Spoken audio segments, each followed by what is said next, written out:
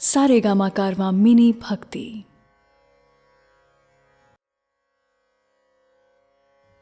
भगवद गीता अध्याय 18। नमस्कार दोस्तों, भगवद गीता के आखिरी अध्याय में पहले तो अर्जुन के प्रश्नों के उत्तर दिए जाएंगे और फिर उसके बाद श्री कृष्ण गीता के लाभ बताएंगे। कहते हैं कि दुनिया के सारे ज्ञान को अगर आप समेट लें, सारे वेद, उपनिषद और शास्त्र निचोड़ लें, तो उसका सार ही भगवद गीता है। इस सब में जो सार है वो है ज्ञान। ऐसा ज्ञान जिसके आगे कुछ भी नहीं, जिससे ज्यादा कुछ भी नहीं, जिस ज्ञान के बाद और कुछ भी नहीं जानना होता। इसी ज्ञान को इस आखिरी अध्याय में भगवान कृष्ण बता रहे हैं मोक्ष संन्यास योग के रूप में। मैं शैलेंद्र भारती भगवान कृष्ण के चरणों में वंदन करते हुए इस अध्याय का प्रारंभ करता हूं। जय श्री कृष्ण।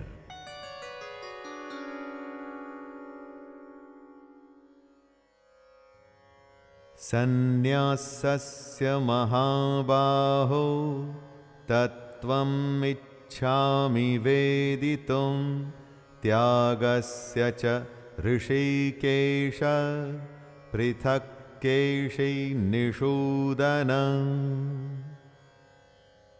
अर्जुन कहते हैं, हे महाबाहो, हे अंतर्यामिन, हे वासुदेव, मैं सन्यास और त्याग के तत्व को पृथक पृथक जानना चाहता हूं।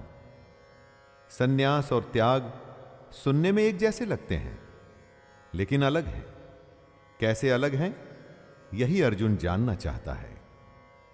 युद्ध को लड़ने से मना कर देने के कारण यह श्रृंखला शुरू हुई थी।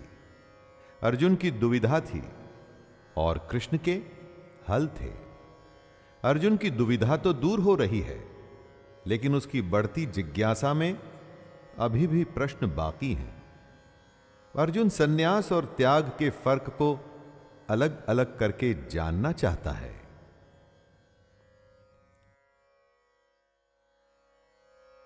श्री भगवानुवाच काम्यानां कर्मणान्यासं सन्न्यासं कवयो विदुः सर्वकर्म फलत्यागं प्राहुस्त्यागं विचक्षणः। कितने ही बुद्धिमान लोग अपने काम करने वाले कर्मों को छोड़ने को, यानी कि सांसारिक जीवन में नौकरी करना, विवाह करना, धन कमाना आदि के त्याग को ही सन्यास समझते हैं। कुछ दूसरे बुद्धिमान लोग सब कर्मों के फल के त्याग को त्याग मानते हैं।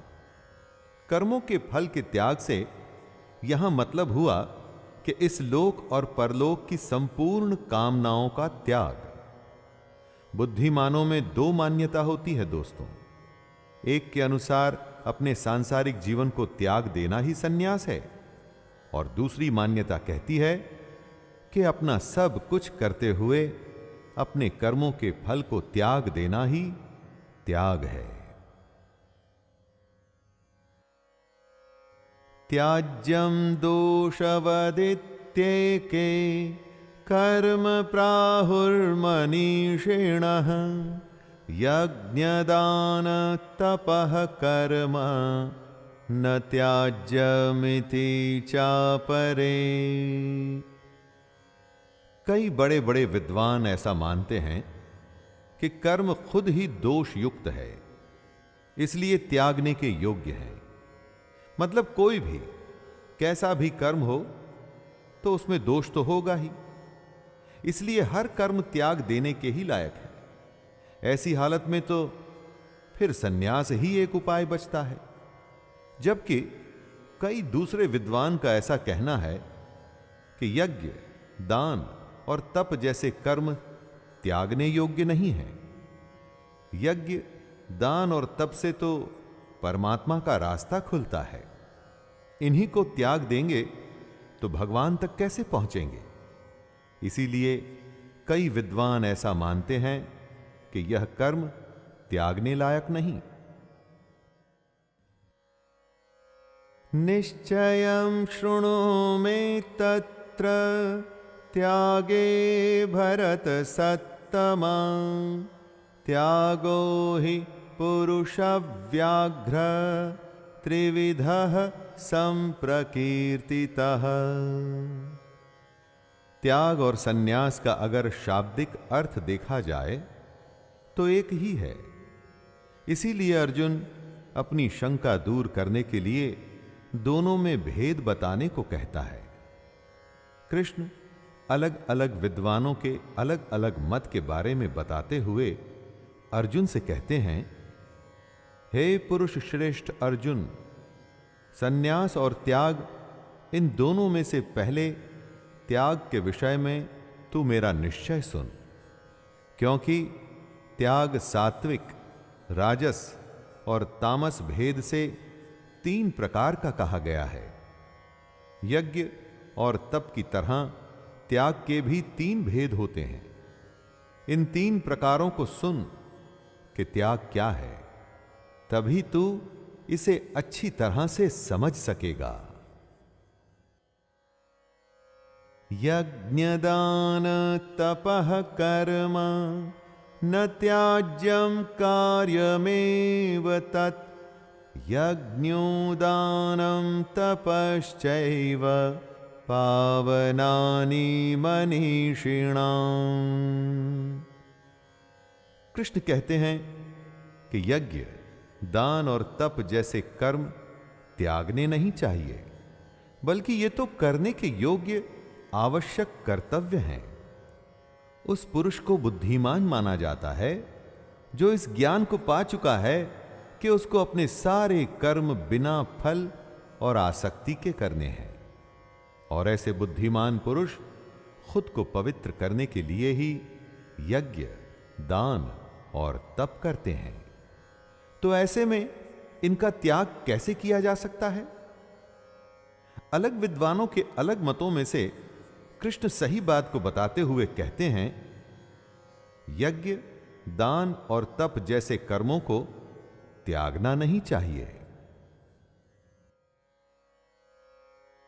एतान्यपि तु कर्माणि संगं त्यक्त्वा फलानि च कर्तव्यानीति मे पार्थ निश्चितं मतमुत्तमम्। यज्ञ, दान और तप रूप कर्मों का तो त्याग बिल्कुल भी नहीं किया जा सकता, क्योंकि ये तीनों पवित्र करने के लिए होते हैं। लेकिन कृष्ण साथ में ये भी कह रहे हैं कि हम जो भी काम करते हैं उनके फलों और आसक्ति का त्याग अवश्य कर देना चाहिए। जब त्याग करने की बात आई तो कृष्ण ने कर्म त्यागने की बात नहीं की। उन्होंने कहा कि उसके फल और उससे पैदा होने वाली आसक्ति को त्यागना है। कर्म योग पर कृष्ण का विशेष बल रहा है दोस्तों। वो ही हम सब के लिए संभव भी है। कर्म योग ही एक ऐसी चीज है जिससे हम अपने जीवन को जीते जीते परमात्मा के पास आ सकते हैं। नियतस्य तु सन्न्यासः कर्मणो नोपपद्यते मोहात्तस्य परित्यागस्तामसः परिकीर्तितः। कुछ विद्वानों का ऐसा कहना था कि हर कर्म में कोई न कोई बंधन होता है, इसलिए सारे कर्म ही त्याग दो। श्री कृष्ण ऐसा नहीं मानते। शास्त्र जिसे ठीक ठहराते हैं, जो निर्धारित हैं, जैसे कि यज्ञ, ऐसे नियत कर्मों का त्याग करना उचित नहीं। जो कर्म निषिद्ध हैं या काम्य कर्म जो फल के लिए किए जाते हैं, उनको त्याग देना चाहिए, लेकिन नियत कर्म को कभी नहीं त्यागना चाहिए। जब किसी मोह के चलते हुए हम अपने नियत कर्मों का त्याग करते हैं तो ऐसे त्याग को तामस त्याग कहा जाता है। इस दुनिया की किसी आसक्ति में फंसकर अगर आप अपने कर्तव्य को, कर्म को छोड़ देते हैं तो वो तामस त्याग माना जाएगा। दुःखमित्येव यत्कर्म काय क्लेश भजात् त्यजेत् सकृत्वा राजसं त्यागं नैव त्याग फलं लभेत्। अपने कर्म करना, कर्तव्य निभाना आसान नहीं होता। इससे हमारे शरीर को कष्ट भी होता है। जब कर्म करेंगे तो कोई ना कोई परेशानी तो होगी ही। अब अगर ऐसा मान लेंगे कि जो कोई कर्म है वो सब दुख रूप ही है, और ऐसा समझकर यदि शारीरिक परेशानी के भय से कर्तव्य कर्मों का त्याग कर देंगे तो ये राजस त्याग माना जाएगा। ऐसे त्याग का फल कभी भी नहीं मिलता। वैसे जब भी कोई त्याग किया जाता है तो उसका फल परम शांति होती है। कभी कुछ त्याग करके देखिएगा, आप स्वयं ही समझ जाएंगे दोस्तों। लेकिन शारीरिक परेशानी के चलते अगर आपने अपने कर्मों का त्याग किया तो उसका कुछ भी फल नहीं मिलेगा, क्योंकि वो राजस त्याग है। कार्यमित्येव यत्कर्म नियतं क्रियते अर्जुन संगं त्यक्त्वा फलं चैव सत्यागः सात्विको मतः। शास्त्रों में कहे गए कर्म को ही निर्धारित कर्म या नियत कर्म माना जाता है। ऐसे कर्म को करना ही कर्तव्य होता है। कर्म को कर्तव्य समझ करने के भाव से उसके आसक्ति और फल का त्याग सात्विक त्याग माना जाता है। सात्विक त्याग में एक खास बात है, और इसीलिए ये तामसिक और राजसिक कर्मों से बिल्कुल अलग है। इसमें कर्मों का त्याग नहीं, बल्कि कर्मों से होने वाले फल और उसकी आसक्ति का त्याग है। यही वो त्याग है जिससे कर्म करने वाले की शुद्धि होती है। क्योंकि ऐसा मनुष्य जो कर्म को कर्तव्य मान उसमें लिप्त नहीं होता, उसके फल से बंधता नहीं, उसकी आसक्ति में फंसता नहीं, तो इससे उसका अंतःकरण पवित्र होता है। इसलिए सात्विक त्याग श्रेष्ठ है। न द्वेष्ट्य कुशलं कर्म कुशले नानुषज्जते त्यागी सत्व समाविष्टो मेधावी छिन्न संशयः। दोस्तों, जो कर्म शास्त्र ने ओके कर दिए हैं उन्हें नियत कर्म कहते हैं या फिर कुशल कर्म। लेकिन जो कर्म शास्त्र के विरुद्ध हैं वो कर्म कल्याणकारी नहीं होते। उससे कल्याण यानी कि किसी का भला नहीं होता। ऐसे कर्मों को अकुशल कर्म कहा जाता है। कृष्ण कहते हैं, हे अर्जुन, ऐसा मनुष्य जो अकुशल कर्म से तो द्वेष नहीं करता और कुशल कर्म में आसक्त नहीं होता, वह शुद्ध सत्व गुण से युक्त पुरुष, संशय रहित, बुद्धिमान और सच्चा त्यागी है। करना तो सिर्फ कुशल कर्म ही है दोस्तों, क्योंकि अकुशल कर्म से कभी भला नहीं होगा। लेकिन साथ में ही अकुशल से द्वेष भी नहीं करना है और कुशल कर्म के फल में भी नहीं फंसना। यही बात कृष्ण कह रहे हैं।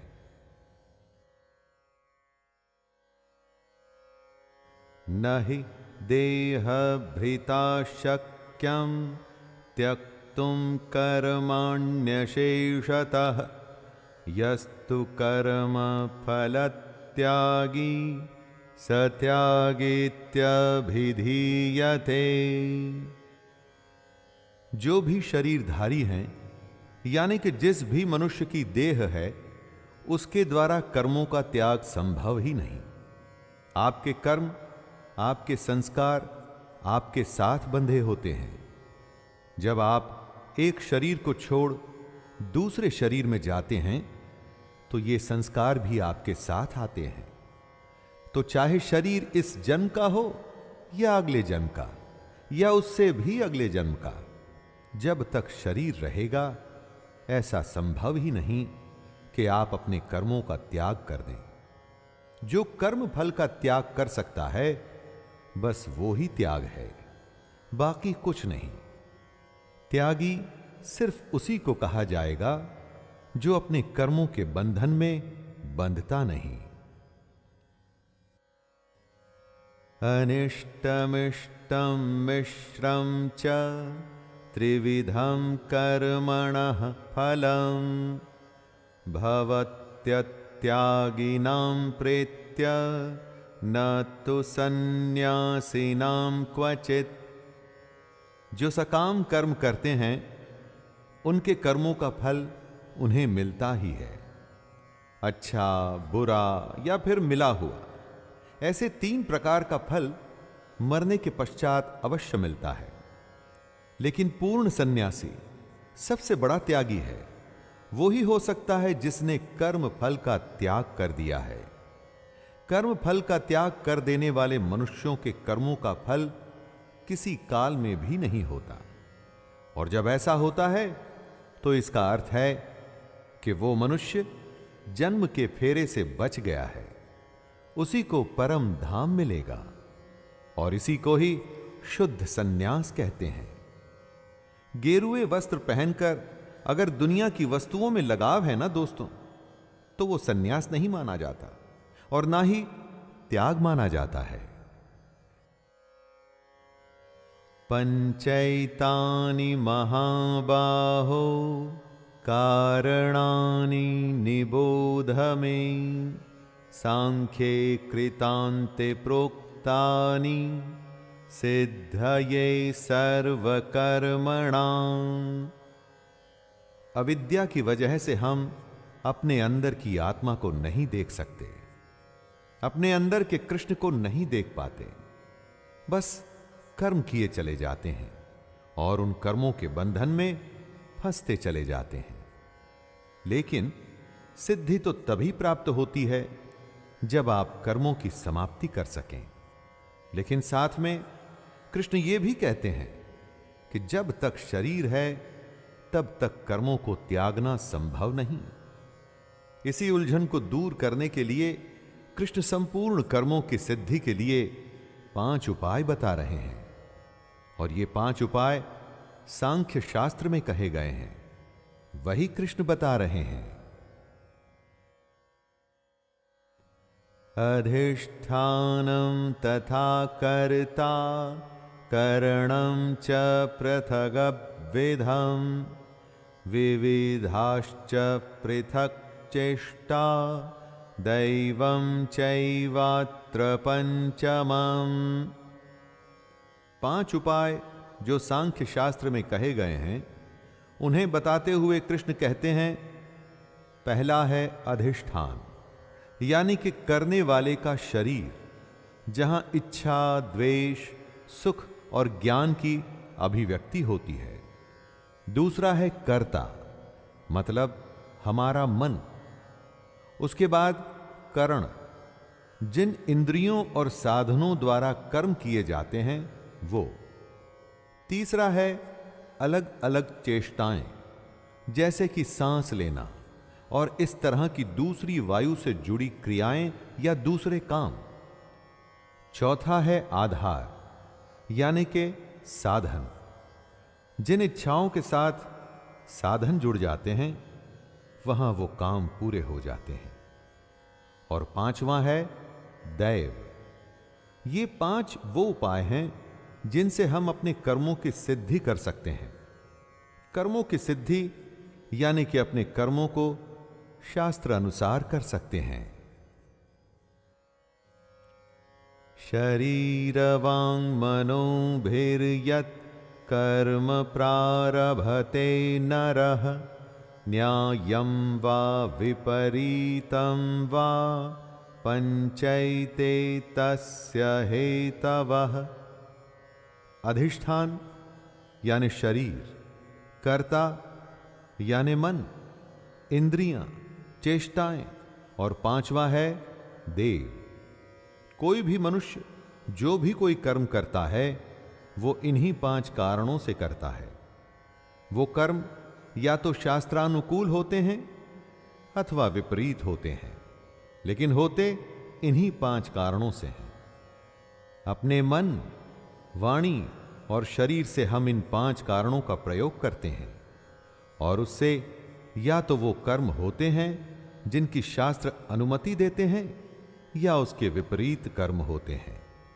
अगर आपने अपने कर्मों को सिद्ध करना है दोस्तों, तो यह जानना बहुत जरूरी है कि कर्म कैसे किए जाएं, और यही बात कृष्ण समझा रहे हैं। तत्रैवं सति कर्तारम् आत्मानं केवलं तु यः पश्यत्यकृतबुद्धित्वान् न स पश्यति दुर्मतिः। सारे कर्म 5 कारणों की वजह से होते हैं, लेकिन वो पुरुष जिनमें बुद्धि कम है या ज्ञान ज्यादा है, वो ऐसा मानते हैं कि कर्ता आत्मा है, तो वो गलत समझते हैं।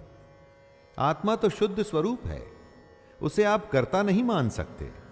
जो बार बार जन्म लेता है, अपने कर्मों में फंसा रहता है और हर बार इस दुनिया में आके और भी ज्यादा अज्ञानी हो जाता है, उसे दुर्बुद्धि कहते हैं। ऐसा मनुष्य सब कुछ देखता हुआ भी नहीं देखता, इसीलिए वो आत्मा को कर्ता समझता है। जो करता है भगवान करता है, ऐसा कहने वाले अपने कर्मों से पीछा छुड़ाते हैं। ये ठीक नहीं। आत्मा कर्मों में लिप्त नहीं होती। बताए गए 5 कारणों से ही हमारे कर्म होते हैं। यस्य नाहंकृतो भावो बुद्धिर्यस्य न लिप्यते हत्वापि स इमां लोकान् न हन्ति न निबध्यते। ये सोचना कि सब कुछ हम ही करते हैं, ये गलत है। आप करता नहीं हैं। जिस पुरुष के अंतःकरण में मैं करता हूं ऐसा भाव नहीं आता, वो ही ज्ञानी होता है, बाकी पुरुष नहीं। जिसकी बुद्धि सांसारिक पदार्थों में और कर्मों में लिपायमान नहीं होती, कर्म और उसके पदार्थों में नहीं बंधती, वो पुरुष ज्ञानी होता है। ऐसा ज्ञानी पुरुष वास्तव में न तो मरता है और न पाप से बंधता है, क्योंकि वो जीने मरने से मुक्त हो जाता है। कृष्ण ऐसा कई बार कह चुके हैं। उसी को दोहराते हुए वो समझा रहे हैं कि कर्म करना है, लेकिन उसके फल में इच्छा नहीं रखनी। फल में आसक्ति ही वो बंधन है जिससे सबको छूटना है, और तभी कर्मों की सिद्धि संभव होगी। ज्ञानं ज्ञेयं परिज्ञाता त्रिविधा कर्म चोदना करणं कर्म कर्तेति त्रिविधः कर्म संग्रह। ज्ञाता उसे कहते हैं जिसे ज्ञात होता है, यानी कि जानने वाला। जिसके द्वारा जाना जाए वो ज्ञान कहलाता है, और जिसे जाना जाता है उसे ज्ञेय कहते हैं, यानी कि जानने में आने वाली वस्तु। ज्ञाता, ज्ञान और ज्ञेय ये तीनों कर्म प्रेरणा है, अर्थात इनसे ही कर्म करने की प्रेरणा मिलती है। अब कृष्ण कर्म संग्रह के बारे में बता रहे हैं। कर्म करने वाले का नाम होता है कर्ता। जिन साधनों से कर्म किया जाए उनको कहते हैं करण, और कुछ भी करने का नाम होता है क्रिया। ये तीनों कर्म संग्रह है। ज्ञाता, ज्ञान और ज्ञेय की प्रेरणा से हम कर्म करते हैं। उसके बाद कर्ता, करण और क्रिया से हमारे सारे कर्म इकट्ठे होते हैं। ज्ञानम कर्म च कर्ता च त्रिधैव गुणभेदतः प्रोच्यते गुणसंख्याने यथा वक्षणो तान्यपि सर्वभूतेषु येनैकं भावमव्ययमीक्षते अविभक्तं विभक्तेषु तज्ज्ञानं विद्धि सात्विकम्। जो शास्त्र गुणों की संख्या की बात करते हैं, उनमें ज्ञान, कर्म और कर्ता, इन गुणों के तीन तीन प्रकार कहे गए हैं। ये तीनों प्रकार ही अब कृष्ण बता रहे हैं। सबसे पहले ज्ञान के प्रकार बताए जा रहे हैं, और ज्ञान में सबसे पहले है सात्विक ज्ञान, वो ज्ञान जिसके बाद कुछ भी नहीं है। दोस्तों, ये ज्ञान की सबसे परिपक्व, सबसे मैच्योर्ड अवस्था है। सात्विक ज्ञान से गुणों का अंत हो जाता है। कौन से गुण? वो गुण जो हमारे कर्म के कर्ता होते हैं। यही वो ज्ञान जिससे मनुष्य सब में, चाहे वो जीव हो या अजीव, हर किसी में एक अविनाशी परमात्मा को ही देखता है। पृथक्त्वेन तु यज्ञानं नाना भावान् पृथग्विधान् वेत्ति सर्वेषु भूतेषु तज्ज्ञानं विद्धि राजसम्। ज्ञान के अलग अलग प्रकार समझाते हुए कृष्ण राजसिक ज्ञान के बारे में बता रहे हैं। जिस ज्ञान से मनुष्य बाकी सबको अलग अलग देखता है, अर्थात वो अपने को दूसरों से अलग समझता है, क्योंकि उसका शरीर अलग है तो उसकी आत्मा भी अलग है। जो ऐसा सोचता है वो ज्ञान राजसिक है। हम सब में उसी परमात्मा का अंश आत्मा के रूप में विद्यमान है, तो हम सब एक ही हुए। ये अच्छा मनुष्य है और वो बुरा। जब ऐसे ज्ञान से हम दूसरे के बारे में सोचते हैं तो उसे राजस ज्ञान कहा जाता है। यत्तु कृत्स्न वदेकस्मिन् कार्ये सक्तमहैतुकम् अतत्त्वार्थ वदल्पञ्च तत्तामसमुदाहृतम्। जिस ज्ञान से पुरुष ये समझता है कि जो भी है उसका शरीर है और कुछ भी नहीं, वो सबसे बुरा ज्ञान है। जो ये समझता है कि ये आत्मा या शरीर बस इतना ही है, इससे परे कुछ भी नहीं, वो ज्ञान सबसे बुरा और तामस यानी कि तामसिक माना गया है। जिसमें ज्ञान है वो हर किसी में परमात्मा देखता है। ऐसे ज्ञान से ही पता चलता है कि सब कुछ ब्रह्म है। चल अचल सब कुछ ब्रह्म से ही आया है। लेकिन जिसका ज्ञान उस मनुष्य को ब्रह्म का आभास नहीं कराता, वो ज्ञान किसी काम का नहीं, तामस है वो। ऐसा ज्ञान युक्ति रहित और तत्वार्थ से भी परे होता है, जिसमें ना युक्ति होती है और ना ही कोई तत्व।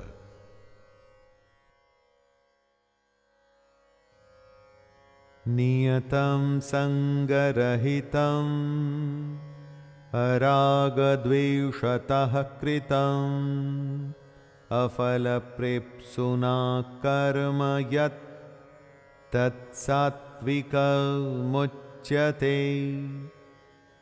अब कृष्ण कर्म के अलग अलग प्रकार बता रहे हैं।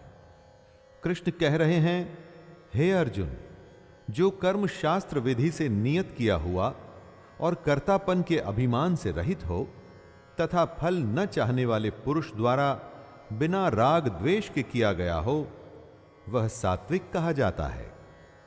कर्म शास्त्रों के अनुसार होना चाहिए और उसको करने वाले में यानी कि कर्ता में अभिमान नहीं होना चाहिए। कर्म को करने वाले आपके गुण होते हैं, आप नहीं। मैंने ये किया है, इस अभिमान से जो दूर होता है उसके द्वारा किया गया शास्त्रानुसार कर्म ही सात्विक कहलाता है। यत्तु कामेप्सुना कर्म साहंकारेण वा पुनः क्रियते बहुलायासं तद्राजसमुदाहृतं।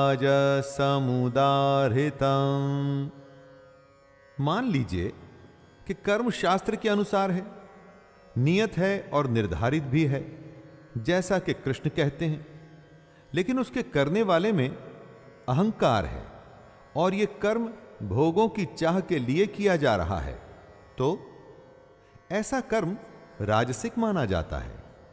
कर्म तो यह पुरुष भी वो ही कर रहा है जो सात्विक कर्म करने वाले ने किया, लेकिन इस कर्म को करने में अहंकार आ गया। करने के पीछे उद्देश्य भोगों की चाह है, फल की इच्छा है, इसीलिए यह कर्म सात्विक नहीं माना जाएगा।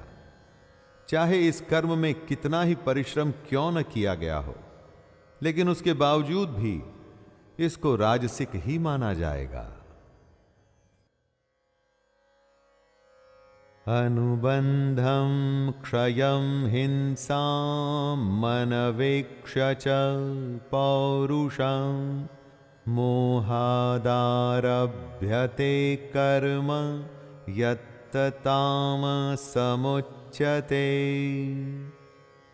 बिना सोचे समझे जो कर्म किया जाता है उसका क्या? जिस कर्म को करते हुए उसके परिणाम के बारे में नहीं सोचा जाता, जिस कर्म में यह नहीं सोचा जाता कि कितनी हिंसा होगी और क्या उस कर्म को करने में कर्ता का सामर्थ्य भी है, ऐसे कर्म को तामसिक कहा जाता है। तामसिक कर्म अज्ञान से शुरू होता है। सोच और समझ का जिन कर्मों में एकदम अभाव होता है वो कर्म तामसिक माना जाता है। तमोगुण से जो कर्म होते हैं वो तामसिक कर्म होते हैं। इसलिए दोस्तों, अगली बार जब आप कुछ भी करें तो पहले सोचिएगा कि आपका कर्म कौन सी श्रेणी में आता है।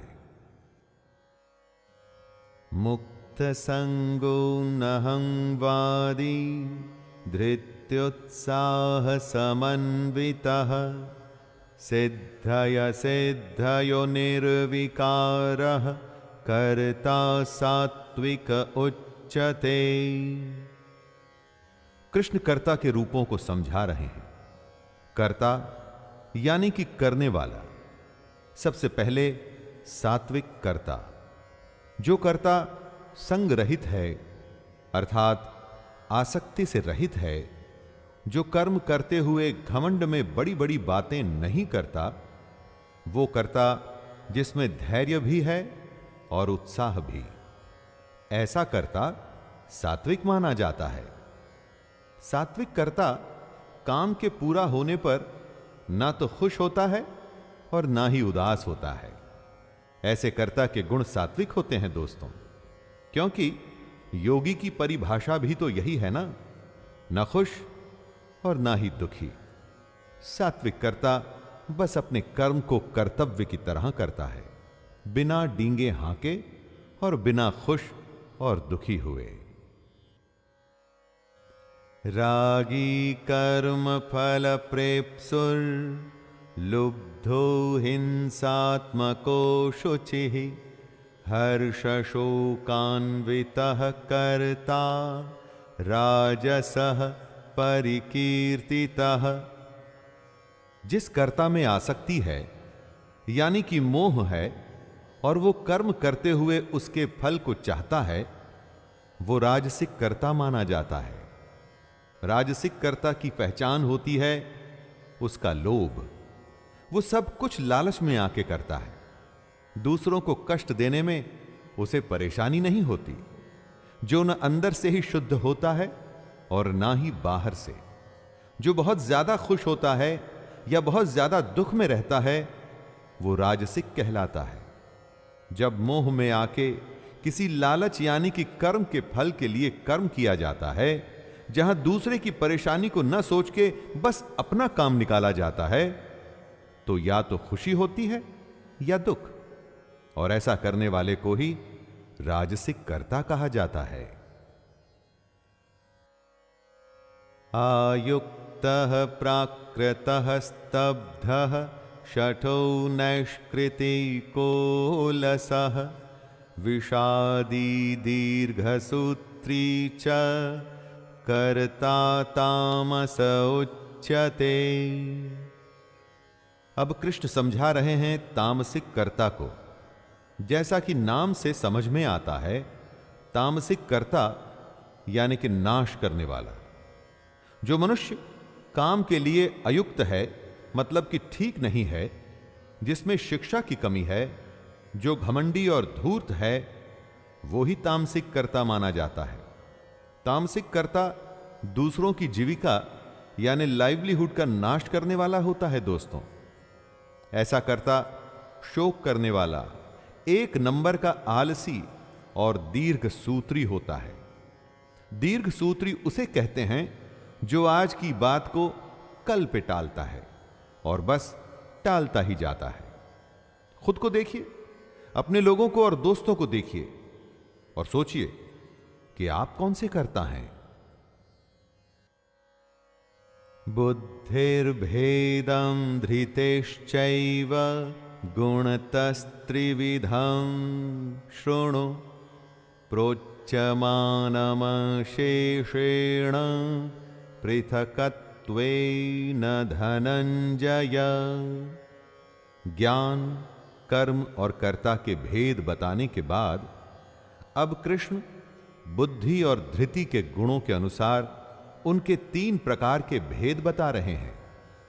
हमारे चित्त में बुद्धि भी होती है और धृति भी। बुद्धि तो आप जानते ही हैं, जिससे कि आप लोग सोचते हैं, समझ को ग्रहण करते हैं, और धृति यानी कि धारण करने की शक्ति, खुद को रोकने की शक्ति। बुद्धि और धृति में बड़ा गहरा संबंध है। जब आप खुद को रोक सकेंगे, अपने पर नियंत्रण कर सकेंगे, तभी तो बुद्धि को कोई विचार अच्छा लगेगा। या फिर जब विचार आ गया, तब उसको अमल में लाने के लिए, इंद्रियों का विषय बनाने के लिए हमें खुद पर नियंत्रण करना पड़ता है। प्रवृत्तिं च निवृत्तिं च कार्याकार्ये भयाभये बंधं मोक्षं च या वेति बुद्धिः सा पार्थ सात्विकी। इस श्लोक में कृष्ण सात्विक बुद्धि को समझा रहे हैं। जो बुद्धि प्रवृत्ति मार्ग और निवृत्ति मार्ग का भेद समझाती है, वो सात्विक है। प्रवृत्ति मार्ग यानी कि गृहस्थ में रहते हुए फल और आसक्ति को त्याग देना, और बुद्धि का केवल लोक शिक्षा के लिए इस्तेमाल करना। और निवृत्ति मार्ग होता है जब देहाभिमान को त्याग कर संसार से विरक्त हो, बस परमात्मा को सोचते हुए विचरना। ज्यादातर ऋषि मुनि निवृत्ति मार्ग को ही अपनाए हुए हैं। इसी तरह से जो बुद्धि कर्तव्य और अकर्तव्य को, भय और अभय को तथा बंधन और मोक्ष को असल में जानती है, उनके यथार्थ को जानती है, वह बुद्धि सात्विकी कहलाती है। यया धर्मं च कार्यं चाकार्यमेव च अयथावत् प्रजानाति बुद्धिः सा पार्थ राजसी। जो बुद्धि धर्म और अधर्म भेद नहीं कर पाती, वो बुद्धि राजसी कहलाती है। शास्त्र जिसके लिए हां कहते हैं, वो धर्म होता है, और जिसके लिए मना करते हैं, वो अधर्म होता है। बुद्धि ही इन दोनों में फर्क बताती है, और जो बुद्धि फर्क नहीं बता पाती, संदेह में रहती है, वो राजसी होती है। इसी तरह से राजसिक बुद्धि कर्तव्य और अकर्तव्य का भी अंतर नहीं जानती। जो बुद्धि आपको यह बता ही नहीं पाती कि आपका कर्म सही है या गलत, जो जीवन का कल्याण कर दे वही धर्म है, कर्तव्य है, और जो जीवन को बंधन में डाल दे वो अधर्म है, बुद्धि ही इन दोनों में भेद करती है, और जो नहीं कर पाती वह बुद्धि राजसी है। अधर्मं धर्ममिति या मन्यते तमसावृता सर्वार्थान् विपरीतांश्च बुद्धिः सा पार्थ तामसी। जो बुद्धि विपरीत करने की सलाह देती है, उल्टा करने को कहती है, वो तामसिक होती है। तमोगुण से घिरी हुई बुद्धि अधर्म को धर्म मानती है। सात्विक बुद्धि यथार्थ को बताती है, मतलब सच को। राजसिक बुद्धि संदेह में रहती है, लेकिन जो तामसिक होती है वो बुद्धि सिर्फ उल्टा बताती है। ऐसी बुद्धि को विपरीत ज्ञान की गठरी भी कहते हैं दोस्तों। जब उल्टी बुद्धि या उससे हासिल उल्टे ज्ञान पर चलेंगे तो स्वाभाविक है कि कभी सही जगह पर पहुंच ही नहीं पाएंगे। ऐसी बुद्धि का निष्कर्ष या अंजाम सिर्फ विपरीत ही होता है। धृत्यायया धारयते मनः प्राणेन्द्रिय क्रियाः योगेना व्यभिचारिण्या धृतिः सा पार्थ सात्विकी। धृति वो होती है जिससे आप अपने निर्धारित लक्ष्य को अपनी आंखों से हटने नहीं देते। इसे ही धारणा शक्ति कहते हैं। श्री कृष्ण सात्विक धृति के बारे में बता रहे हैं। जो धारण शक्ति परमात्मा के सिवाय अन्य किसी भी सांसारिक यानी कि वर्ल्डली विषय को धारण नहीं करती, वह अव्याभिचारिणी धारणा मानी जाती है और इसीलिए सात्विक होती है। इसी सात्विक धृति से मनुष्य अपने ध्यान योग के द्वारा मन, प्राण और इंद्रियों की क्रियाओं को धारण करता है और अपने लक्ष्य पर पहुंचता है। यया तु धर्म कामार्थान् धत्या धारयतेऽर्जुन प्रसंगेन फलाकांक्षी धृतिः सा पार्थ राजसी। बहुत से मनुष्यों का लक्ष्य फल होता है। वो सिर्फ फल के लिए ही काम करते हैं। मनुष्य के 4 पुरुषार्थ होते हैं: धर्म, अर्थ, काम और मोक्ष। जब फल की इच्छा वाला मनुष्य जिस धारण शक्ति के द्वारा अत्यंत आसक्ति से धर्म, अर्थ और कामों को धारण करता है, वो धारण शक्ति राजसी होती है।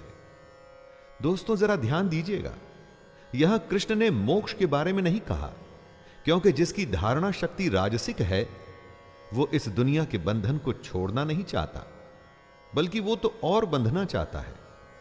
राजसिक धृति वाले मनुष्य को लगता है कि इंद्रियों का सुख ही सबसे बड़ा सुख है।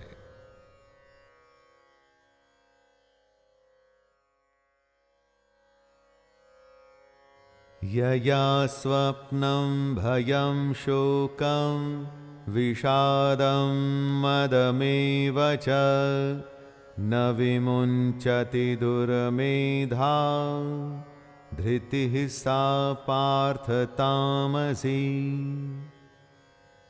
कितने ही लोग होते हैं जिन्हें हम बुरा मानते हैं दोस्तों।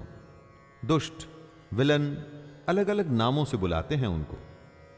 उनके बारे में कृष्ण कहते हैं, हे पार्थ, दुष्ट बुद्धि वाला मनुष्य जिस धारण शक्ति के द्वारा निद्रा, भय, चिंता और दुख को तथा उन्मत्तता को भी नहीं छोड़ता, अर्थात धारण किए रहता है, वह धारण शक्ति तामसी है।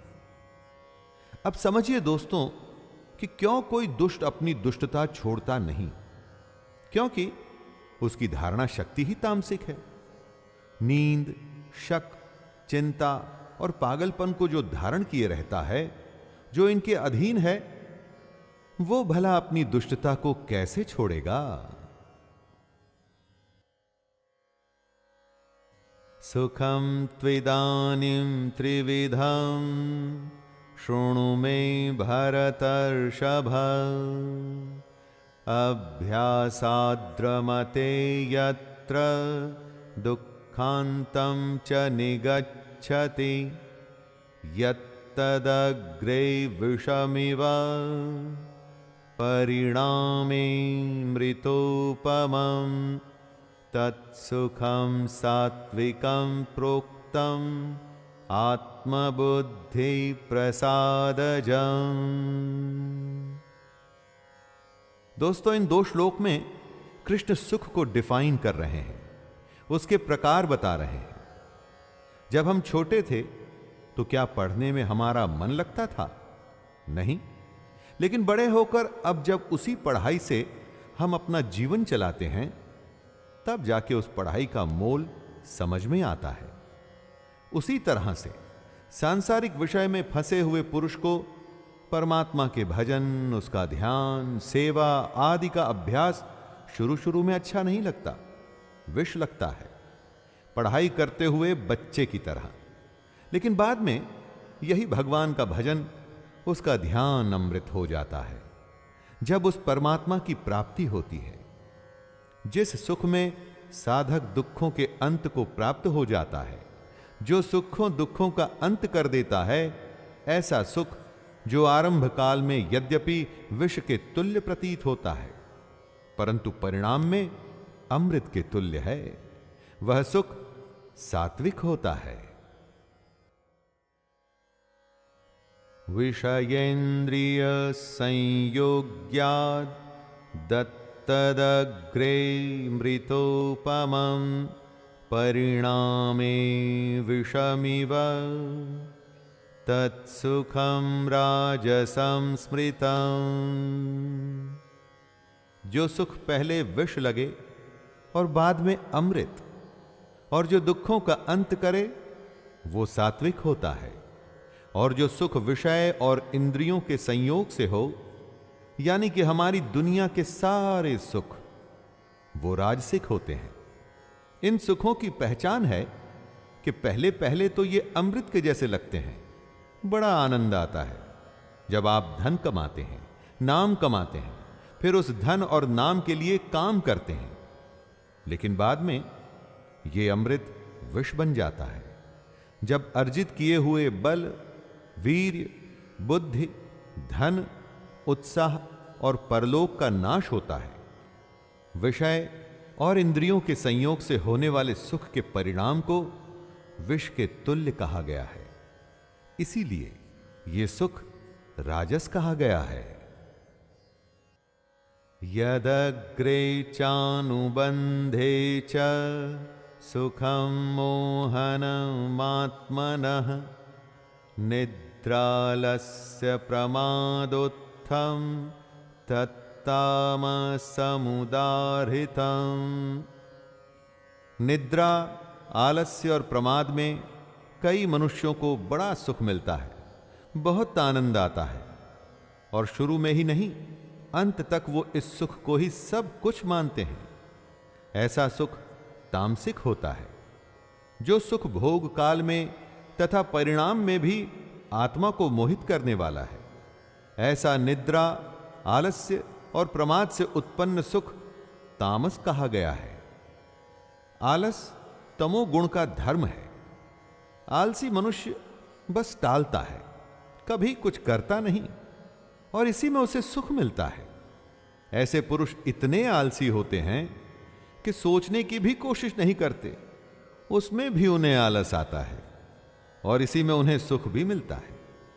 इस तरह का सुख है तो विष, लेकिन शुरू और अंत में अमृत लगता है और उसी को तामसिक कहते हैं।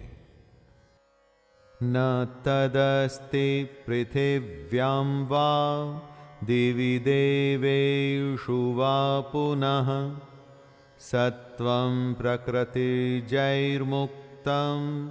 यदेभिः स्यात् त्रिभिर्गुणैः। सत, रज और तम, इन 3 गुणों में सब समाया है। दोस्तों, कृष्ण ने हमें अपने आत्मनिरीक्षण यानी कि सेल्फ एनालिसिस के लिए ही ज्ञान, कर्म, कर्ता, बुद्धि और धृति का भेद बताया है। अपने काम, अपनी समझ, अपने मन के बारे में सोच के हम ये जान सकते हैं कि ये तीनों में से कौन सी श्रेणी में आते हैं। कृष्ण कहते हैं कि पृथ्वी में या आकाश में अथवा देवताओं में ऐसा कोई भी प्राणी नहीं जो प्रकृति से उत्पन्न इन 3 गुणों से रहित हो। सब कुछ इन 3 गुणों से ही परिभाषित होता है। अपने अस्तित्व को पहचानने के लिए कृष्ण ने ऐसा रामबाण तरीका बताया है जिसके बाद आप अपने हर अज्ञान को मिटा सकते हैं, अपने को पहचान कर बेहतर हो सकते हैं और निश्चय कर सकते हैं कि आपके लिए यह दुनिया अच्छी है या वो दुनिया। ब्राह्मण क्षत्रिय विषां शूद्राणां च परन्तप कर्माणि प्रविभक्तानि स्वभाव प्रभवैर्गुणैः। दोस्तों, हमारे देश की सबसे बड़ी समस्या है जाति प्रथा, और वो इसलिए जो कृष्ण ने कहा वो हमने कभी समझा ही नहीं और बस अपनी बनाई हुई रूढ़ियों में फंस के रह गए। अब जरा ध्यान से सुनिए कि कृष्ण क्या कह रहे हैं। हे परंतप, ब्राह्मण, क्षत्रिय और वैश्यों के तथा शूद्रों के कर्म स्वभाव से उत्पन्न गुणों द्वारा विभक्त किए गए हैं। आपका जो स्वभाव है उससे आपका कर्म होगा। जैसा आपका कर्म होगा वैसी आपकी जाति होगी। जिस परिवार में आप पैदा हुए हैं उस परिवार का नाम आपकी जाति डिसाइड नहीं करता। दोस्तों, आपके गुण ये फैसला करते हैं कि आप क्या हैं। इसीलिए गुण के आधार पर कर्म के 4 विभाग बांटे गए हैं। शमोदमस्तपः शौचं क्षान्तिरार्जवमेव च ज्ञानं विज्ञानमास्तिक्यं ब्रह्म कर्म स्वभावजम्। कौन से ऐसे गुण हैं जो आपको ब्राह्मण मानते हैं?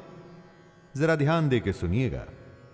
अंतःकरण का निग्रह करना यानी कि मन को सब ओर से हटाकर एक जगह केंद्रित करना, इंद्रियों को नियंत्रण में रखना, अपने धर्म के लिए कष्ट सहना, बाहर भीतर से शुद्ध रहना, दूसरों के अपराधों को क्षमा करना ब्राह्मण के गुण हैं।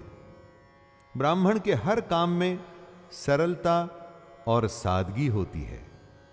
मन, इंद्रिय और शरीर को सरल रखना, वेद, शास्त्र, ईश्वर और परलोक आदि में श्रद्धा रखना, वेद शास्त्रों का अध्ययन, अध्यापन करना और परमात्मा के तत्व का अनुभव करना, ये सब के सब ही ब्राह्मण के स्वाभाविक कर्म हैं। शौर्यं तेजो धृतिर्दाक्ष्यं युद्धे चाप्यपलायनं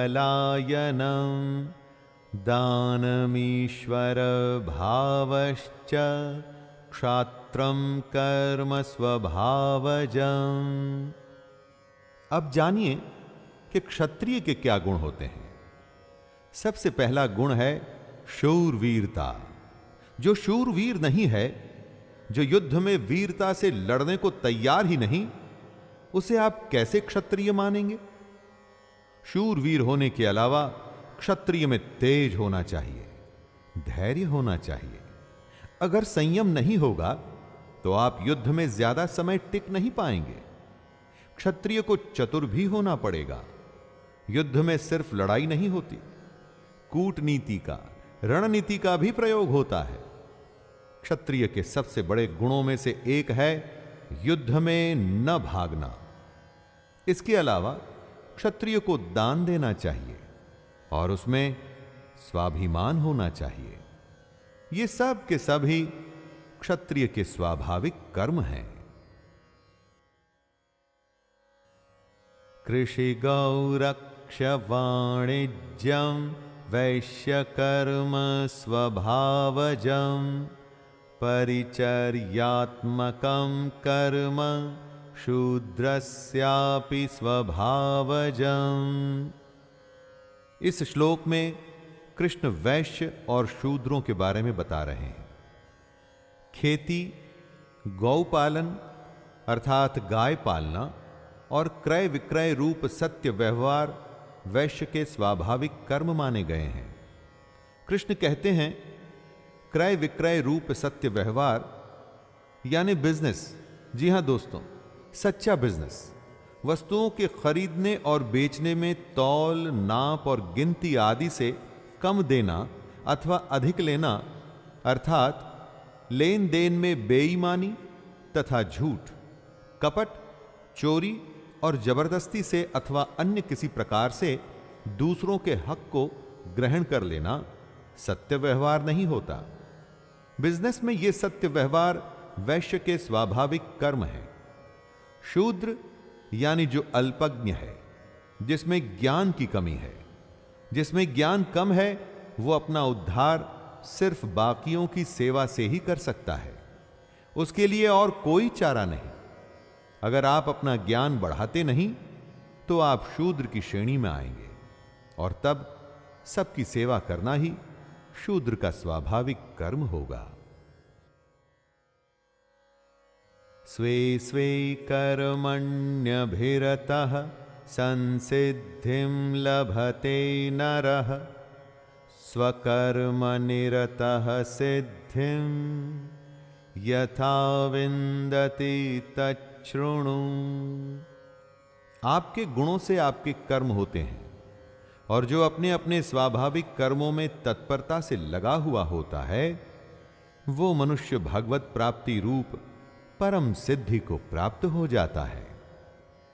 यहां पर सीख यह है दोस्तों कि सबको अपने स्वकर्म करने हैं, उसी में निरंतर लगे रहना है।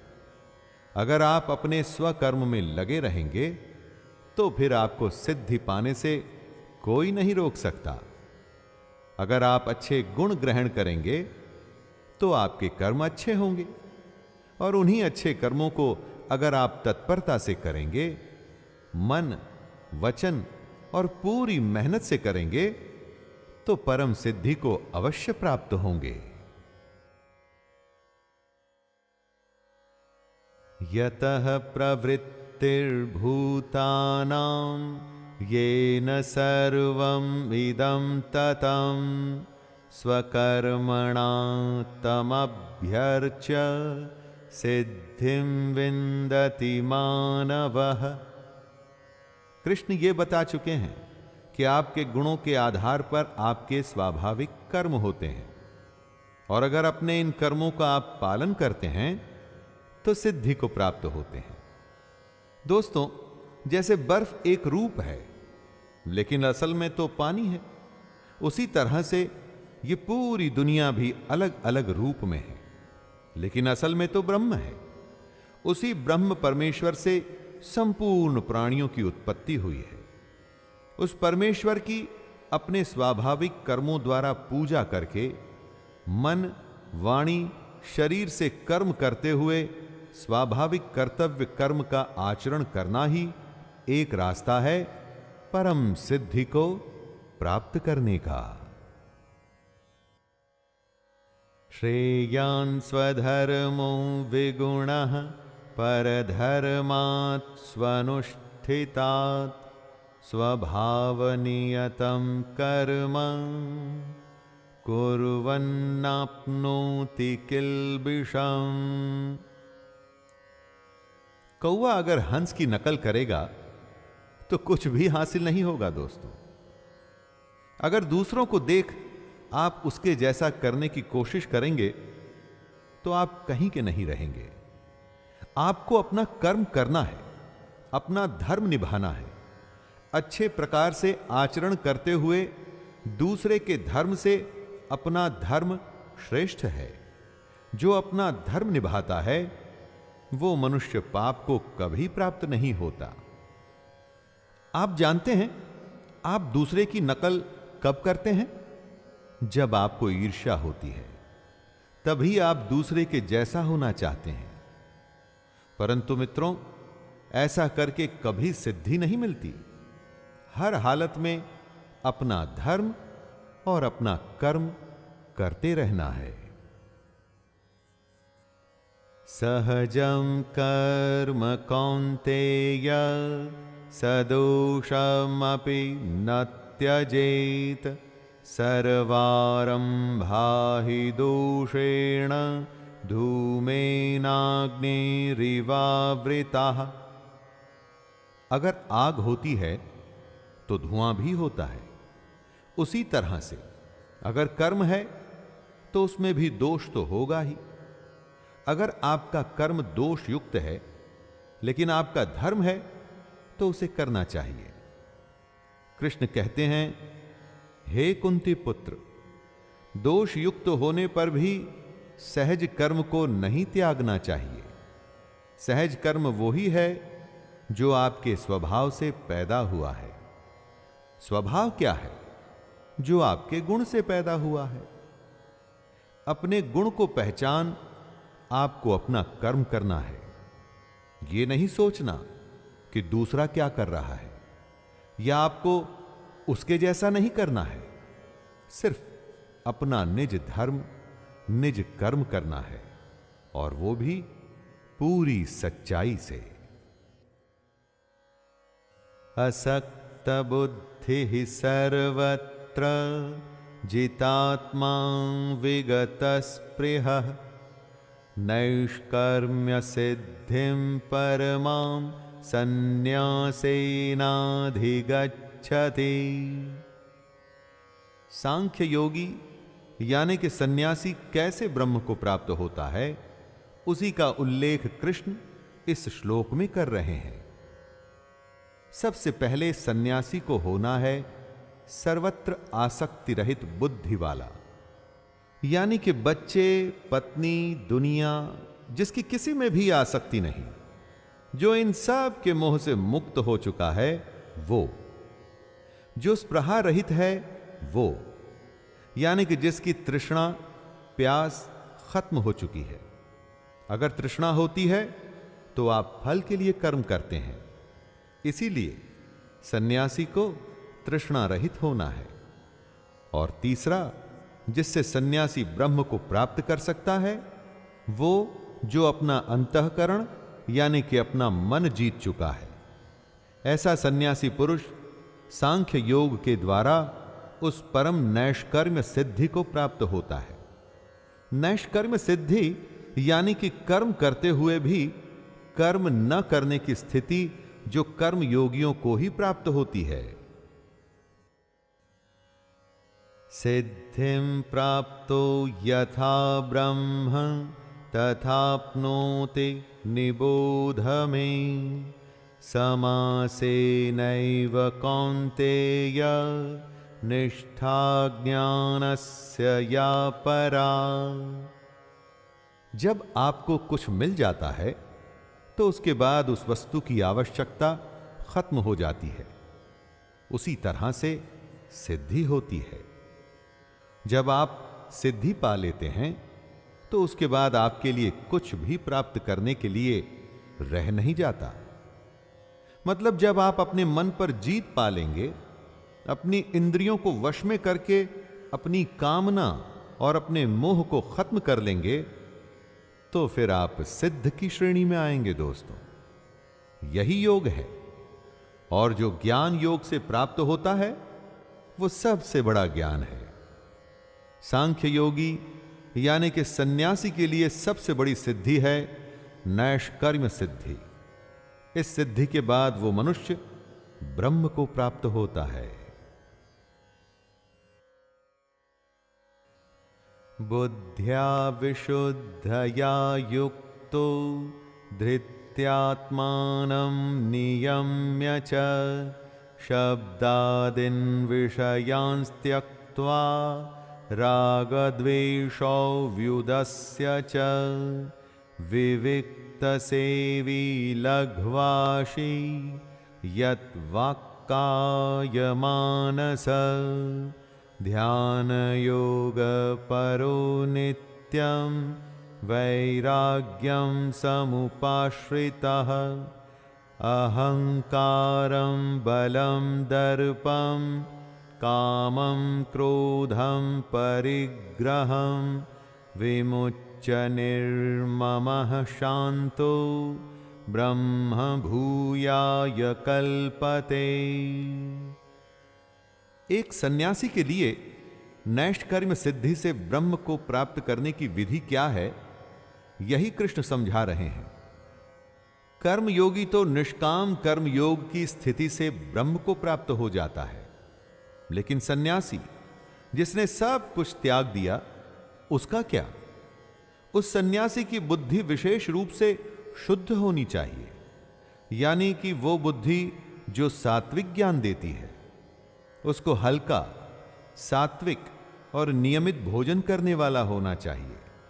सन्यासी जिसे एकांत पसंद है, जिसकी धारण शक्ति सात्विक है, वो सन्यासी जिसने अपना अंतःकरण और इंद्रियों को संयम में किया हुआ है, जिसने अपनी मन, वाणी और शरीर को वश में किया हुआ है, जिसने ऐसा वैराग्य या सन्यास ले रखा है कि न किसी से मोह है और न किसी से द्वेष, जिसने अपने अहंकार, बल, घमंड, काम और क्रोध का त्याग किया हुआ है और जो निरंतर ध्यान करता है, ऐसा ममता रहित सन्यासी ही शांति युक्त होता है और सच्चिदानंद घन ब्रह्म को प्राप्त होता है।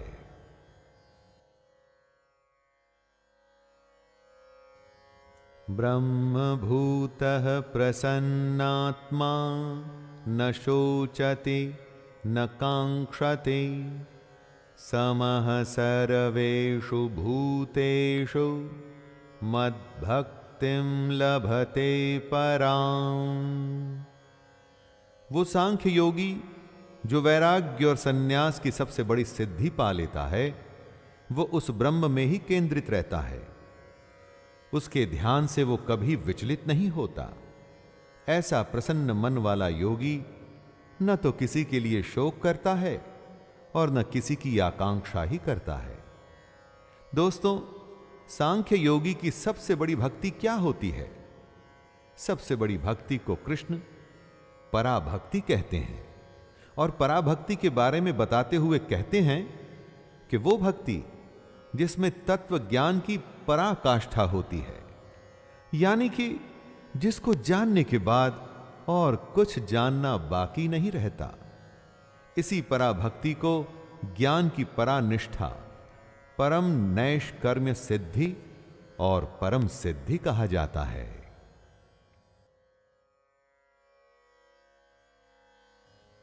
भक्त्या मामभिजानाति यावान्यश्चास्मि तत्त्वतः ततो मां तत्त्वतो ज्ञात्वा विशते तदनन्तरम्।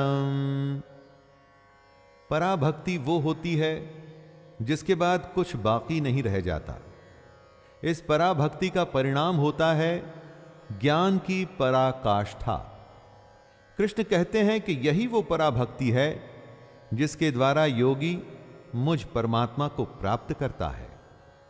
सांख्य योगी वो ही है जो अपनी भक्ति से कृष्ण जो हैं और जितना है उनको वैसे ही जान लेता है।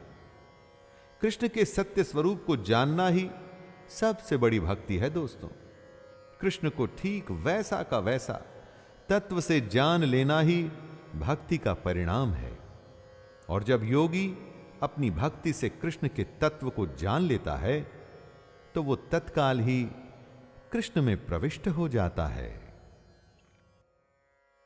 सर्वकर्माण्यपि सदा कुर्वाणो मद्व्यपाश्रयः मत्प्रसादादवाप्नोति शाश्वतं पदमव्ययम्। सांख्य योगी के लिए पराभक्ति से परमात्मा को प्राप्त करने का रास्ता बताने के बाद कृष्ण कह रहे हैं कि कर्मयोगी कैसे उनको प्राप्त करता है। कर्मयोगी का रास्ता आसान है, क्योंकि वो कृष्ण को अपने मन में रख के अपने सारे कर्मों को करता हुआ भी ब्रह्म को प्राप्त कर लेता है।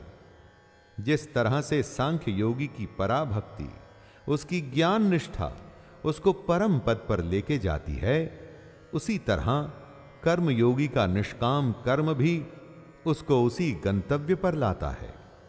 वो कर्मयोगी जिसका एक ही आश्रय है कृष्ण, ऐसा कर्मयोगी कृष्ण की कृपा से सनातन अविनाशी परम पद को प्राप्त हो जाता है। चेतसा सर्वकर्माणि मयि सन्न्यास्य मत्परः बुद्धियोगमुपाश्रित्य मच्चित्तः सततं भव। कर्मयोगी कैसे परम सिद्धि को प्राप्त होता है, उसी को दोहराते हुए कृष्ण बताते हैं कि कर्मयोगी को अपने सारे कर्मों को सच्चे मन से कृष्ण को अर्पण कर देने चाहिए। अपने कर्मों को कृष्ण को अर्पण करने के बाद उसको समबुद्धि रूप से योग में लग जाना चाहिए। योग वही है जो दुखों का अंत करता है। ऐसे योग में निरंतर अभ्यास करते हुए उस कर्म योगी के चित्त में सिर्फ कृष्ण ही होने चाहिए। कर्म जो किया वो कृष्ण को अर्पण किया, योग जो किया उसमें भी चित्त में कृष्ण ही हो। ऐसी स्थिति में आपकी पूरी जिम्मेदारी कृष्ण की हो जाती है। उसके बाद आप कृष्ण के और वो आपके। मच्चित्तः सर्वदुर्गाणि मत्प्रसादात्तरिष्यसि अथ चेत्त्वमहङ्कारान् न श्रोष्यसि विनङ्क्ष्यसि। जब आपके चित्त में कृष्ण होंगे तो फिर उनकी कृपा से आप समस्त संकटों को अपने आप ही पार कर जाएंगे। लेकिन यदि आप में अहंकार आ गया कि कर्मों का कर्ता तो मैं हूं, मैंने ये किया, मैंने वो किया, मैंने धन संपत्ति कमाई, मेरा दुनिया में इतना बड़ा नाम है, ऐसे अहंकार के बाद आप नष्ट होना तय है। कितने ही लोग शास्त्र को न मान अपने अहंकार के चलते मनमानी करते हैं, अपने अलग भगवान को भजते हैं, सिर्फ फल के लिए काम कर खुद को बुद्धिमान मानते हैं। ऐसे लोगों का नष्ट होना तय होता है दोस्तों। उनके संकट ही उनको खत्म कर देते हैं। यदहंकारमाश्रित्य न योत्स्य इति मन्यसे मिथ्यैष व्यवसायस्ते प्रकृतिस्त्वं नियोक्ष्यति। हमारे गुण, हमारा स्वभाव हमसे कर्म करवाते हैं और यही करता है। इसी को समझाते हुए कृष्ण कहते हैं, हे अर्जुन, जो तू अहंकार का आश्रय लेकर ये मान रहा है कि मैं युद्ध नहीं करूंगा, तो तेरा यह निश्चय मिथ्या है, क्योंकि तेरा स्वभाव तुझे जबरदस्ती युद्ध में लगा देगा। अर्जुन क्षत्रिय हैं, क्या ऐसा हो सकता है कि युद्ध शुरू हो जाए और वो एक तरफ हाथ पर हाथ धर के बैठा रहे? नहीं, कभी भी नहीं। यह उसका अहंकार है जो उससे बुलवा रहा है कि वो युद्ध नहीं करेगा। लेकिन यह मिथ्या है, झूठ है। सच अर्जुन का स्वभाव है जो उससे युद्ध करवाएगा। स्वभावजेन कौन्तेय निबद्धः स्वेन कर्मणा कर्तुं नेच्छसि यन्मोहात् करिष्यस्य वशोऽपि तत्। अर्जुन ने युद्ध करने से जो मना कर दिया था, उसका विश्लेषण करते हुए कृष्ण कहते हैं कि ऐसा वो मोह के कारण नहीं करना चाहता, और ऐसा उसे अभी लग रहा है, लेकिन उसका स्वभाव उसे विवश कर देगा युद्ध करने के लिए। अर्जुन की ही तरह दोस्तों, हम सबके पूर्वकृत स्वाभाविक कर्म होते हैं, चाहे पिछले जन्म के हों या इस जन्म के। वो स्वभाव ही हमसे हमारे कर्म करवाते हैं। आप चाहें या ना चाहें, वो कर्म तो आप करते ही हैं, और इन्हीं कर्मों को करना आपका धर्म भी होता है। यही आपका स्वधर्म भी होता है। इसलिए मोह में आके ऐसा सोचना कि आप कर्तव्य नहीं करेंगे, वो गलत होता है, मिथ्या होता है। ईश्वरः सर्वभूतानां हृद्देशेऽर्जुन तिष्ठति भ्रामयन् सर्वभूतानि यंत्र आरूढ़ानि मायया। अगर आपके शरीर को एक यंत्र या मशीन माना जाए, तो इस दुनिया में यह यंत्र घूम रहा है। दोस्तों, कोई भी मशीन खुद अपने आप कुछ नहीं कर पाती। उस मशीन को कोई चलाने वाला चाहिए होता है, और हमारे शरीर रूपी यंत्र को चलाता है ईश्वर, ब्रह्म। उसी की माया है ये दुनिया। हमारे कर्मों के अनुसार इस दुनिया में हमारा शरीर काम करता है, जिसका नियंत्रण उसी के हाथ में है, जो ब्रह्म है, परमात्मा है, और हमारे शरीर में वो आत्मा है।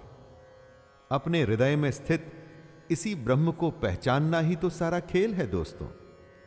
जब तक आप नहीं पहचानते, इस माया का प्रपंच चलता ही रहता है, चलता ही रहता है, चलता ही रहता है।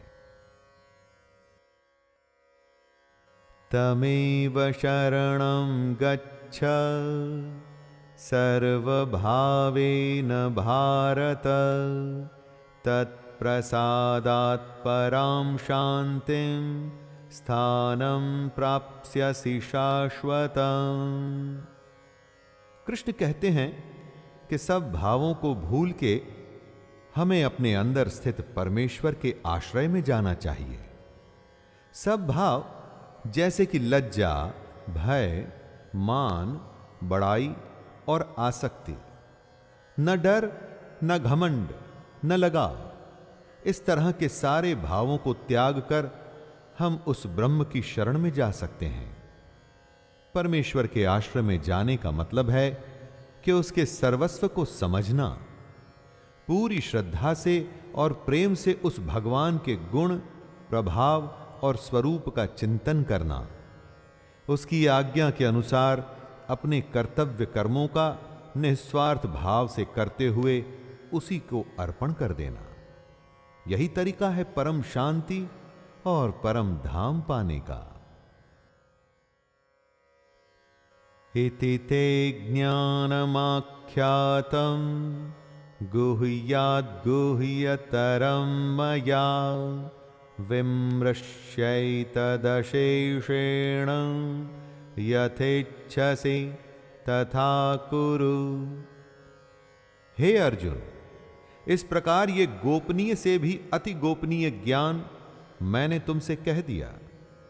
अब तू इस रहस्य युक्त ज्ञान को पूर्णतया भली भांति विचार कर, जैसे चाहता है वैसे ही कर। दोस्तों, कृष्ण सारथी हैं, मार्गदर्शक हैं, गुरु हैं। और क्या करता है गुरु? वो अपने शिष्य को सब कुछ सिखा उसे परीक्षा में, युद्ध में भेज देता है।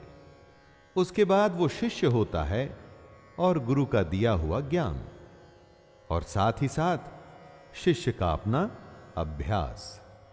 यही तो यहां कृष्ण भी कर रहे हैं। सारा ज्ञान देने के बाद वो अर्जुन को कह रहे हैं कि अब तुझे जो करना है वो तू कर। लेकिन सबसे खास बात, जो ज्ञान उन्होंने अर्जुन को दिया है वो अत्यंत ही गोपनीय है। इस ज्ञान के बारे में कृष्ण के अलावा कोई नहीं जानता था दोस्तों। अब अर्जुन जानते हैं और उसके साथ साथ हम भी। सर्वगुह्यतमं भूतः शृणु मे परमं वचः इष्टोऽसि मे दृढ़मिति ततो वक्ष्यामि ते हितं मन्मनां भव मद्भक्तो मद्याजी मां नमस्कुरु मामे वैष्यसि सत्यं ते प्रतिजाने प्रियोऽसि मे। कृष्ण का रहस्य केवल कृष्ण ही जानते थे, लेकिन अर्जुन उनका अतिशय प्रिय था। अर्जुन उन्हें बेहद पसंद था, इसलिए कृष्ण उसका भला चाहते थे। उसके भले के लिए ही सबसे बड़े रहस्य को वो उसे बता रहे हैं और कह रहे हैं कि इसे ध्यान से सुन। कृष्ण कहते हैं, हे अर्जुन, तू मुझ में मन वाला हो, मेरा भक्त बन, मेरा पूजन करने वाला हो और मुझको प्रणाम कर। ऐसा करने से तू मुझको ही प्राप्त होगा। ये मैं तुझसे सत्य प्रतिज्ञा करता हूं, क्योंकि तू मेरा अत्यंत प्रिय है। दोस्तों, अर्जुन कृष्ण का अत्यंत प्रिय था। ये तो महाभारत की बात थी, लेकिन आज वो हर मनुष्य जो कृष्ण में, उनकी गीता में विश्वास रख उनके कहे अनुसार उनकी बातों पर चलने को तैयार है, वो भी कृष्ण को अत्यंत प्रिय है। इसीलिए वो कह रहे हैं कि अपने मन को उनमें लगाना है, उनका भक्त बनना है, उन्हीं की पूजा करनी है और उन्हीं को प्रणाम करते हुए उनके कहे हुए कर्मों को करना है। सर्वधर्मान् परित्यज्य मामेकं शरणं व्रज अहं त्वा सर्वपापेभ्यो मोक्षयिष्यामि मा शुचः। अपना अहंकार, अपने होने का भाव, अपना अस्तित्व सब कुछ भूलकर बस अपने को कृष्ण की शरण में डाल देना है। ऐसा ही कृष्ण कहते हैं। अपने धर्मों को, यानी कि अपने संपूर्ण कर्तव्य कर्मों को कृष्ण को सौंपकर सिर्फ उस सर्वशक्तिमान, सर्वाधार परमेश्वर की ही शरण में जाना है। कृष्ण कहते हैं, हे अर्जुन, मैं तुझे संपूर्ण पापों से मुक्त कर दूंगा, तू शोक मत कर। दोस्तों, जब आप कृष्ण की शरण में चले गए, यानी कि उनके कहे अनुसार चलने लगे, तो फिर आपके शोक आपके न होकर कृष्ण के हो जाते हैं।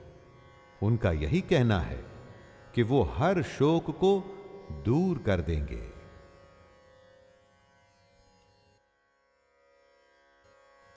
इदं ते न तपस्काय न भक्ताय कदाचन न चाशु श्रूषवे वाच्यं न च मां योऽभ्यसूयते। बिना मांगे सलाह देना समझदारी नहीं होती दोस्तों। ऐसा ही कुछ कृष्ण भी अर्जुन से कह रहे हैं। वे कहते हैं कि तुझे ये गीता रूप रहस्यमय उपदेश किसी भी काल में तप रहित मनुष्य से नहीं कहना चाहिए। न उसे कहना चाहिए जिसमें भक्ति नहीं, उसे भी नहीं कहना चाहिए जिसमें सुनने की इच्छा नहीं है, और जो मुझ में दोष दृष्टि रखता है उससे तो कभी भी मत कहना। जो श्री कृष्ण के स्वरूप से इनकार करे उसे क्या कृष्ण की महिमा बता के फायदा होगा? जो कृष्ण को नहीं मानता उसे क्या गीता सुना के फायदा होगा? बिल्कुल भी नहीं।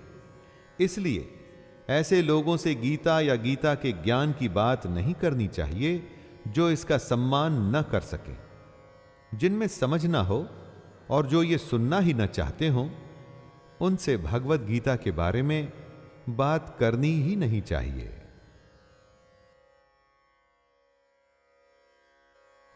यैमं परमं गुह्यं मद्भक्तेष्वभिधास्यति भक्तिं मयि परां कृत्वा मामे वैष्यत्य संशयः।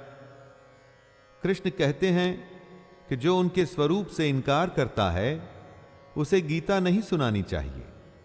जिसमें भक्ति नहीं उसको गीता का ज्ञान देना व्यर्थ है। लेकिन साथ में कृष्ण ये भी कहते हैं कि जो पुरुष मुझ में परम प्रेम करके इस परम रहस्य युक्त गीता शास्त्र को मेरे भक्तों में कहेगा वह मुझको ही प्राप्त होगा, इसमें कोई संदेह नहीं है। यहां कहेगा से सिर्फ ये मतलब नहीं कि आप गीता पाठ करेंगे। दोस्तों, यहां कहेगा से यह मतलब है कि जो ज्ञान बांटेगा तो खुद भी वो उसी ज्ञान पर चलेगा, और जो कृष्ण के बताए ज्ञान पर चलेगा तो स्वाभाविक ही है कि एक दिन वो कृष्ण को ही प्राप्त हो जाएगा। न च तस्मान् मनुष्येषु कश्चिन्मे प्रियकृत्तमः भविता न च मे तस्मादन्यः प्रियतरो भुवि। कृष्ण ने अर्जुन को अपना सबसे प्रिय बताया, और वो इसलिए क्योंकि कृष्ण जानते थे कि अर्जुन उनका सबसे बड़ा भक्त है। सबसे बड़ा भक्त इसलिए नहीं कि अर्जुन उनकी भक्ति करता था, इसलिए कि वो कृष्ण को अपना गुरु मान उनकी हर कही बात पर चलता था।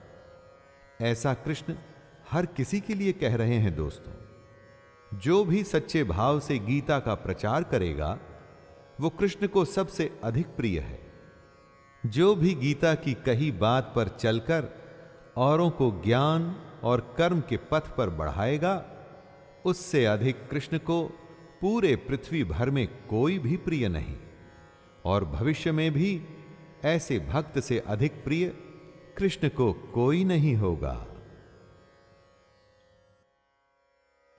अध्येष्यते च य इमं धर्म्यं संवादमावयोः ज्ञानयज्ञेन तेनाहम् इष्टः स्यामिति मे मतिः।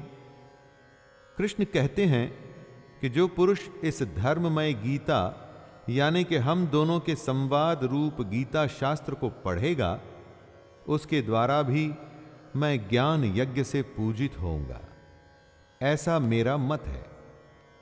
गीता शास्त्र के पाठ की भी कितनी बड़ी महिमा है। सिर्फ पाठ करने से ही ज्ञान यज्ञ का लाभ मिल रहा है, और असल में यह सिर्फ पाठ नहीं है। गीता को पढ़ने से जो ज्ञान की तरंग हमारे मस्तिष्क को आंदोलित करती है, वो हमारे जीवन को बदलने के लिए बहुत है। गीता का पाठ यज्ञ है, और जिसका परिणाम ज्ञान है। ज्ञान की प्राप्ति के बाद सब कुछ संभव है। दोस्तों, श्रद्धावाननसूयश्च शृणुयादपि यो नरः सोऽपि मुक्तः शुभान् लोकान् प्राप्नुयात् पुण्यकर्मणाम्। जो गीता का पाठ करता है, इसे सुनाता है, उसको तो ज्ञान यज्ञ का लाभ होता ही है। लेकिन जो मनुष्य श्रद्धा युक्त और दोष दृष्टि से रहित होकर इस गीता शास्त्र को सुनता है, वह भी पापों से मुक्त होकर उत्तम कर्म करने वालों के श्रेष्ठ लोकों को प्राप्त होगा। और यह इसलिए क्योंकि जो सुन रहा है वो अपने चित्त में इन उपदेशों को ग्रहण कर रहा है। जो किसी कारण गीता की कही बातों पर चलने में असमर्थ है, अगर वो इसको सुनता भी है तो भी कृष्ण को ही प्राप्त होता है। यहां पर सबसे बड़ी बात है गीता के ज्ञान को अपने अंदर समाहित करना। वो कर्म करके हो, सन्यास से हो या हरि गीता सुन के हो, हर हालात में कृष्ण आपके साथ ही हैं। कच्चिदेतच्छ्रुतं पार्थ त्वयैकाग्रेण चेतसा कच्चिदज्ञानसम्मोहः प्रनष्टस्ते धनञ्जय। अर्जुन उवाच नष्टो मोहः स्मृतिर्लब्धा त्वप्रसादान्मयाच्युत स्थितोऽस्मि गतसन्देहः करिष्ये वचनं तव। सबसे बड़े ज्ञान, सबसे गोपनीय ज्ञान जिसको आज तक किसी ने नहीं सुना था, ऐसे ज्ञान को बांटने के बाद कृष्ण अर्जुन से पूछते हैं, हे पार्थ, क्या इस गीता शास्त्र को तूने एकाग्र चित्त से श्रवण किया? हे धनंजय, क्या तेरा अज्ञान जनित मोह नष्ट हुआ? और इसी का उत्तर देते हुए अर्जुन कहते हैं, हे अच्युत, आपकी कृपा से मेरा मोह नष्ट हो गया और मैंने स्मृति प्राप्त कर ली है। अब मैं संशय रहित होकर स्थिर हूं, अतः आपकी आज्ञा का पालन करूंगा। दोस्तों, हमारे भारत की परंपरा थी स्मृति, यानी कि अपनी याद से ज्ञान आगे बांटा जाता था। इसीलिए अर्जुन कह रहे हैं कि उन्हें स्मृति प्राप्त हुई। इस स्मृति से, ज्ञान से उनका मोह नष्ट हुआ। इसी मोह के चलते अर्जुन ने अपने शस्त्र रख दिए थे और युद्ध करने से मना कर दिया था। लेकिन अब ज्ञान की प्राप्ति के बाद वो युद्ध करने को तैयार हैं। दर्पण पर से धूल हट गई है। अब यथार्थ सच्चाई स्पष्ट है और अर्जुन युद्ध के लिए तैयार हैं। संजय उवाच इत्यहं वासुदेवस्य पार्थस्य च महात्मनः संवादमिमं श्रौषम् अद्भुतं रोमहर्षणं व्यासप्रसादाच्छ्रुतवानि तद्गुह्यमहं परं योगं योगेश्वरात् कृष्णात् साक्षात् कथयतः स्वयं। संजय अपनी दिव्य दृष्टि से ये आंखों देखा हाल धृतराष्ट्र को सुना रहे थे। संजय कहते हैं, इस प्रकार मैंने श्री वासुदेव के और महात्मा अर्जुन के इस अद्भुत रहस्य युक्त रोमांचकारक संवाद को सुना। श्री व्यास जी की कृपा से दिव्य दृष्टि पाकर मैंने इस परम गोपनीय योग को अर्जुन के प्रति कहते हुए स्वयं योगेश्वर भगवान श्री कृष्ण से प्रत्यक्ष सुना, जो परम गोपनीय था। अब वो संजय की वजह से हम सब जान पाए। दोस्तों, सोचिए, अगर संजय ये सब देख और सुन नहीं पाते तो क्या कभी गीता का ज्ञान हमें मिलता? संजय कृष्ण को योगेश्वर कह रहे हैं। वो भी उनका असली स्वरूप जान चुके हैं। योगेश्वर यानी कि जो स्वयं योगी हो और दूसरों को भी योग प्रदान करने की शक्ति रखता हो। राजन संस्मृत्य संस्मृत्य संवादमिममद्भुतं केशवार्जुनयोः पुण्यं हृष्यामि च मुहुर्मुहुः तच्च संस्मृत्य संस्मृत्य रूपमत्यद्भुतं हरेः विस्मयो मे महान् राजन् हृष्यामि च पुनः पुनः। संजय धृतराष्ट्र से कहते हैं, हे राजन, भगवान श्री कृष्ण और अर्जुन के इस रहस्य युक्त कल्याणकारक और अद्भुत संवाद को पुनः पुनः स्मरण करके मैं बार बार हर्षित हो रहा हूं। जो संजय सुन चुके थे, अब वो हमेशा के लिए उनके साथ था। एक तरह से उनके लिए विश्वास करना मुश्किल हो रहा था कि इतना बड़ा रहस्य, दुनिया का सबसे बड़ा ज्ञान उन्होंने स्वयं सुना। इसी बात को बार बार सोचकर वो खुश हो रहे हैं। दोस्तों, आप ही सोचिए, जिसने अभी अभी योग का सबसे बड़ा ज्ञान स्वयं कृष्ण से सुना हो, उसकी खुशी आखिर कैसे रुकेगी। संजय के चित्त में महान आश्चर्य है। यही वजह है उनके बार बार हर्षित होने की। एक बार आप भी गीता के ज्ञान को अर्जित करने की कोशिश करिए। मुझे पूर्ण विश्वास है कि आप भी हर्ष से भर जाएंगे। यत्र योगेश्वरः कृष्णो यत्र पार्थो धनुर्धरः तत्र शिर्विजयो भूतिर्ध्रुवा नीतिर्मतिर्मम। गीता के इस कृष्ण अर्जुन संवाद को खत्म करते हुए संजय कहते हैं, हे राजन, जहां योगेश्वर भगवान श्री कृष्ण हैं और जहां गांडीव धनुषधारी अर्जुन है, वहीं पर श्री, विजय, विभूति और अचल नीति है, ऐसा मेरा मत है। संजय कह रहे हैं कि जहां भी कृष्ण होंगे और उनके साथ अर्जुन होंगे, वहां पर सम्मान, नीति और जीत का होना निश्चित है। दोस्तों, कहने का अर्थ है कि जहां कृष्ण का ज्ञान और अर्जुन की भक्ति होगी, जहां कृष्ण हमारे सारथी होंगे और हम अर्जुन के जैसे उनको मानने वाले होंगे, तो वहां हमारा सम्मान और हमारी विजय निश्चित है। तो दोस्तों, इस अंतिम श्लोक के साथ वो संवाद खत्म होता है जिससे बड़ा संवाद कहीं भी दुनिया में कभी नहीं हुआ। ज्ञान का ऐसा महासागर कभी भी ऐसे सिमट के नहीं आया है, और ऐसा ज्ञान जिससे बड़ा कुछ भी नहीं, जिसके बाद कुछ भी नहीं। और यह ज्ञान है कि ध्यान हमारा धनुष है, इंद्रियों की दृढ़ता गांडीव है और ध्यान करने वाला अर्जुन है। यानी कि हम सब अर्जुन हैं।